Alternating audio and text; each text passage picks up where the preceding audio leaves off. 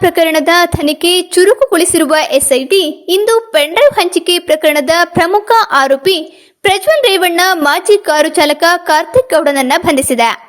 ಪ್ರಜ್ವಲ್ ರೇವಣ್ಣ ಅವರ ಮಾರ್ಫ್ ಮಾಡಿದ ವಿಡಿಯೋಗಳನ್ನು ತಯಾರಿಸಿ ಪೆನ್ಡ್ರೈವ್ ಹಂಚಿದ್ದಾರೆ ಎಂದು ಜೆಡಿಎಸ್ ಚುನಾವಣಾ ಏಜೆಂಟ್ ಪೂರ್ಣಚಂದ್ರ ಪೊಲೀಸ್ ಠಾಣೆಗೆ ನೀಡಿದ್ದ ದೂರಿನ ಅನ್ವಯ ದಾಖಲಾಗಿದ್ದ ಪ್ರಕರಣದಲ್ಲಿ ಕಾರ್ತಿಕ್ ಪ್ರಮುಖ ಆರೋಪಿಯಾಗಿದ್ದ.